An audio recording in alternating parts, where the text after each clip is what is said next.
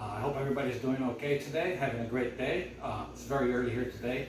It's only about 9 o'clock. We've been up since 6, but today I figured I'd show you how to make a very simple recipe, a very simple bread recipe. It's called Rustic White Bread. So this is it right here. These are all of the ingredients that you need to make it. I got everything already prepped. So you need 2 cups of bread flour, which is right here. You need 2 1/4 cup of all-purpose flour. You need 2 1/4 teaspoons of rapid rise yeast and 2 teaspoons of salt. I've got it together in here because it's going to go together with all the dry ingredients. And then you need 1 3/4 cups of warm water. Make sure that the water is not above 110 degrees Fahrenheit, otherwise you kill the yeast. And then 2 tablespoons of either honey or sugar. Now I went with the honey. It's already mixed in here. I added a little bit of extra honey just to, make up for the amount that invariably stays stuck on the measuring spoon.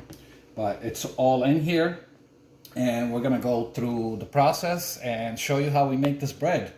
I've kind of been on a bread making kick lately. I've made a couple of breads already, so this will be my 3rd one. I've got one already that I made before in the bread bin, but let me just show you how to make this. It's really, really simple, really, really easy. That's why I'm making it, because I don't want anything too complicated. So to start, you gotta make sure you have a mixer, because this is not one of those bread recipes that you need by hand. It's started on the mixer. So one of these tabletop mixers will be good.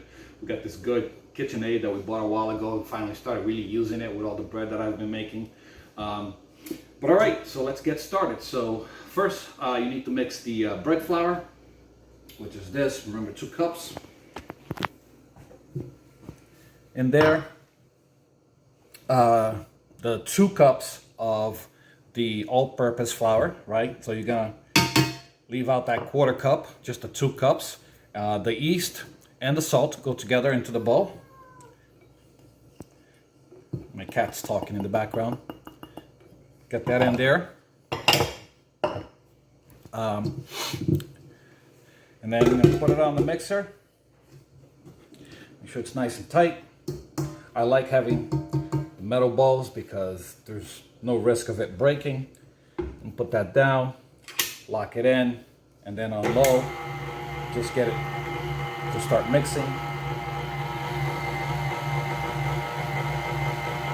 And give it about a minute. Doesn't take too long to get that going. All right, so with the mixer still on low speed, you're going to add the water and the honey to the mixture. So slowly pour it in. Give the mixer a chance to mix. Try not to get it on the hook like I just did a little bit.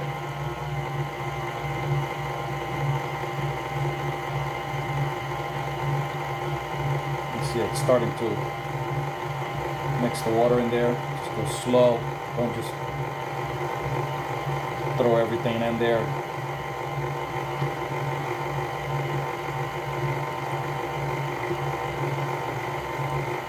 You see it's starting to push up on the sides, getting the stuff from the bottom.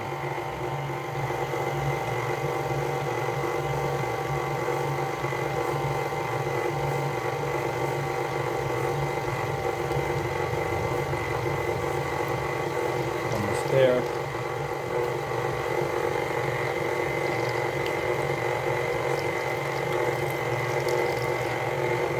And that's all of it. So you want to let that mix until the dough comes together. It takes about a minute. You know it's good when it separates from the sides of the bowls and just sticks to the bottom.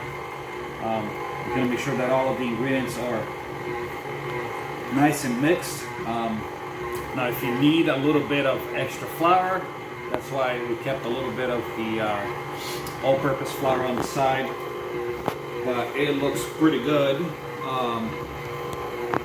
Only takes about a mix, about a minute.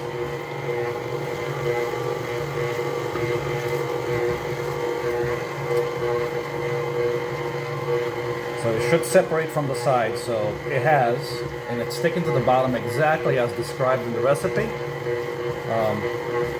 Once it's mixed and everything's all good and thoroughly incorporated into the ball, you can see how it's pulling from the sides, and it's just sticking. I don't know if you can see, but it's just sticking on the bottom a little bit.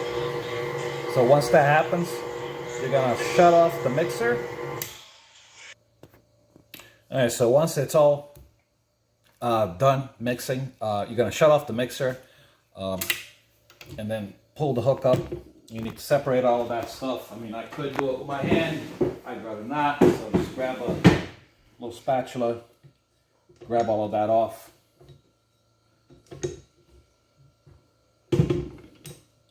Just like that. Get everything on the bottom. Now you're not doing anything with that yet. So what you're gonna do is just take that out of there.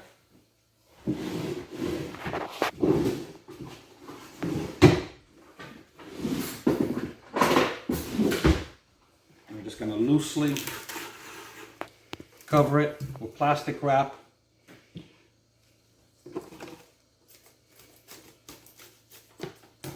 And we're gonna let it sit like this for 15 minutes.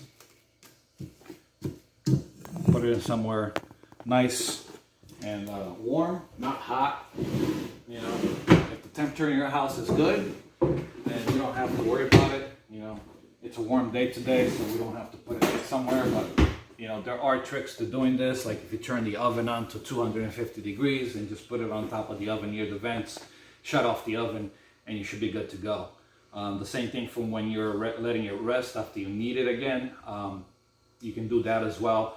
It's warm enough in the house that I don't have to do that. So 15 minutes, and you know, with the magic of video editing, we'll be back and then we'll continue the process. All right, it's been 15 minutes. It's not like the dough has risen or anything. You're just supposed to let it rest for 15 minutes. And that's what it looks like. You can really smell the yeast. So you're gonna put it back on here.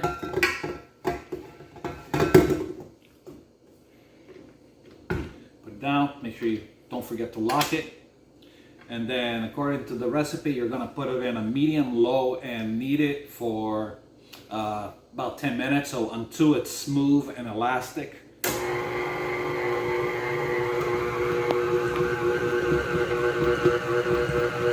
So for my purposes on this mixer, 1 is low, 2 is fast enough. That's a medium low for this mixer. Any higher than that, it would be too fast. So we're just gonna let it sit like this. Keep an eye on it, don't walk away, because sometimes it'll start climbing up the sides and you have to turn it off, push it back down, turn it back on. So you wanna do this for about 10 minutes until it gets really tight. You know, it gets that elastic look to it. So just let it go, let it mix, and keep an eye on it, all right? We'll be right back once it's done, so we'll continue the process. So that's what it's supposed to look like. See how it's only sticking to the bottom of the bowl? So if yours is sticking to the sides, you want to add the rest of the flour that you reserved, 1 tablespoon at a time, slowly, until it releases from the side of the bowl and just looks like this, just sticking to the bottom. So you don't have to use the whole thing, you just have to use as much as you need to get it to look like this. So 1 tablespoon at a time until it starts to release, and until it releases completely from the sides and it's just sticking to the bottom. Then the rest of it, you just put it back, because you won't need it. Now, I was very, very exact when I was measuring it out, but you know, flour differs slightly, you know, from brand to brand and place to place, so, but mine seems to be doing exactly what it's supposed to with the amount, you know, they had in the recipe. All right, we'll be back. We got another 2.5 minutes to go. All right, it's been 10 minutes. We're ready to go to the next step. So, turned it off already, unlock it. I'm gonna raise this up, and then with my little spatula helper here, I'm gonna release the dough from the hook.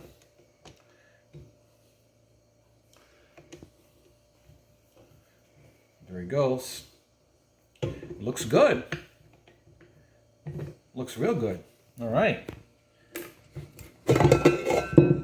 So you're gonna take the dough and you're gonna turn it out onto a clean, dry surface, right? So we got the silent over here with the cutting board top. So we're just gonna get it out. I got a little bit of flour that I spilled on top of the table. It's no big deal. So make sure that your hands are clean and dry as well. There we go. Come on.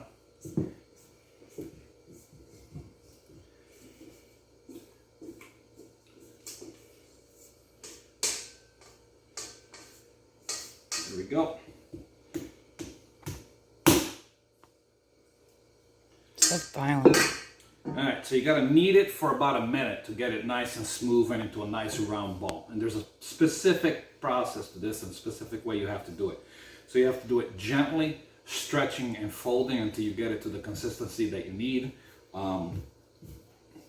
It's sticky. You didn't put enough flour on the surface.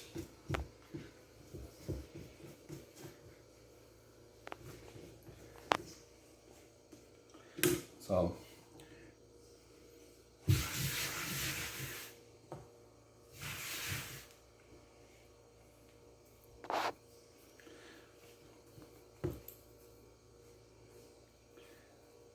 the ones that I made before were not this sticky.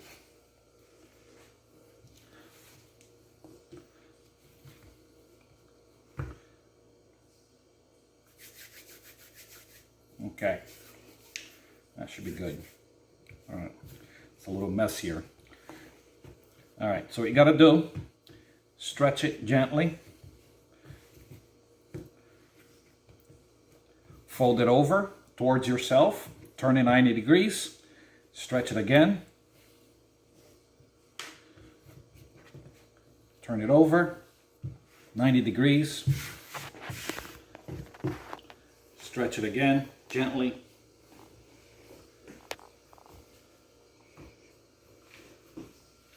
turn it over 90 degrees, and you just keep doing that for about a minute.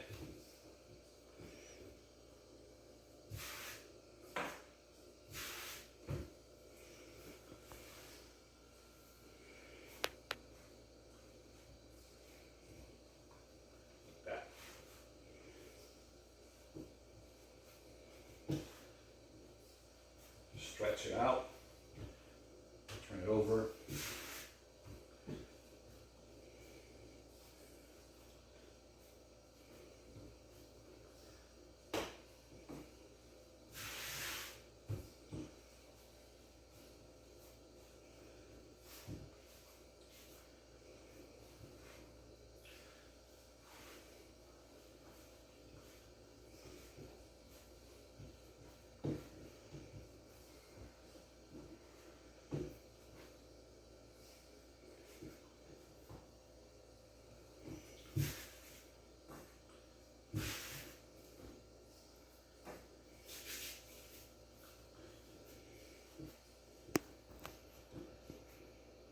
Gently.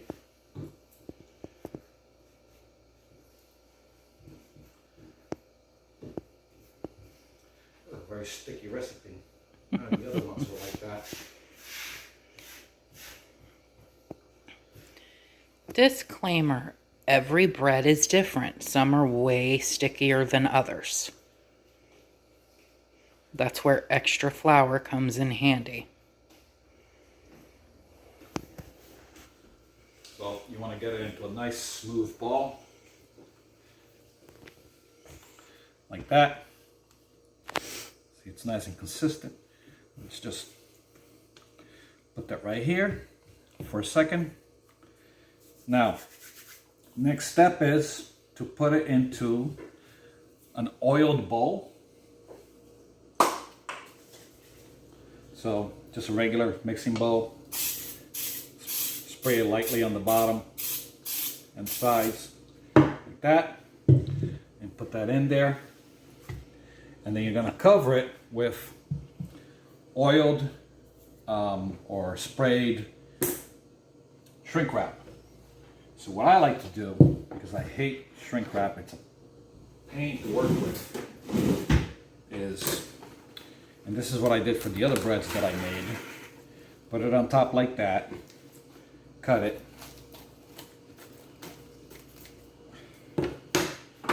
because you don't want it to stick, right? So once it's where I want it,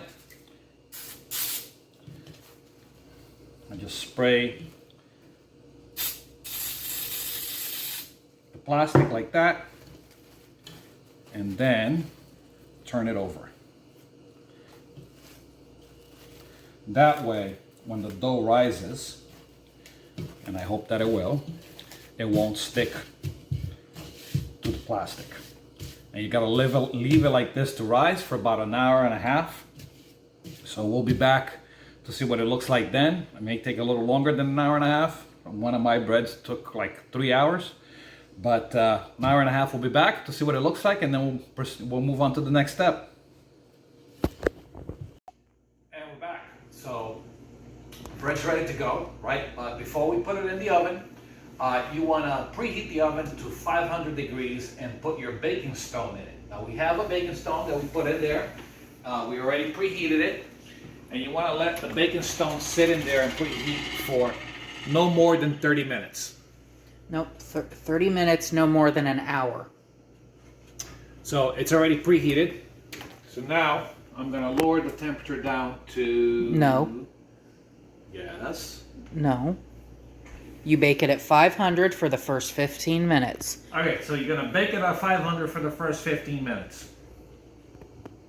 All right. So the oven's ready to go. So parchment paper. Here is the bread. Which you can see has nicely Risen. in size. All right. And I am going to get some flour on my hands because this was very sticky. Slide it out. Place it on here. And then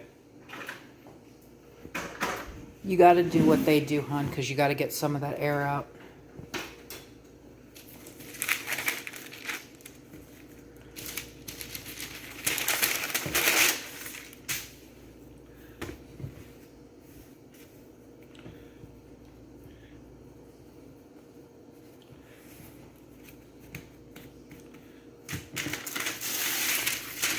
There you go.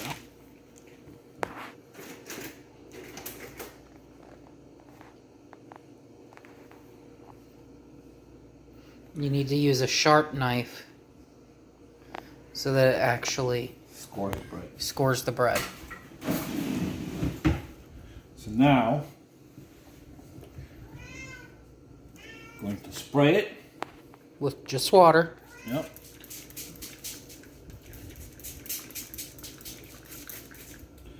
And then we're going to slide it right onto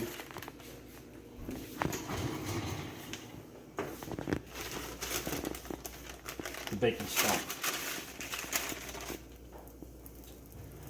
And that's it. We're going to put it in there for 15 minutes until it's kind of spotty golden brown, and then turn the temperature down to 400 and cook it the rest of the way. We'll be back. All right, so for the first 3 minutes, you want to spray it every minute. That parchment paper is burning. I'm going to turn this down. Alrighty, Shirelings, so there it is, the finished product. You can see we've already eaten some of it. It came out quite nice, tasted really good. As you can see though, I cut the bottom off of it because it did burn, but the rest of the bread is fine. I'm thinking that that recipe is a little messed up. So instead of 500 degrees like it said for the first 15 minutes, if I make this again, I'm gonna dial it back to 400 degrees, preheat the baking stone for 30 minutes, and then put the bread in there and bake it at 400 degrees instead of 500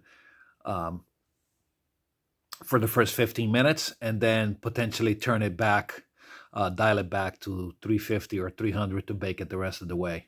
But it came out really nice. It's nice and soft. It's a very heavy bread. It's very dense, but came out really tasty. So try it out. Let me know what you think, and good luck out there. Bye, Shirelings.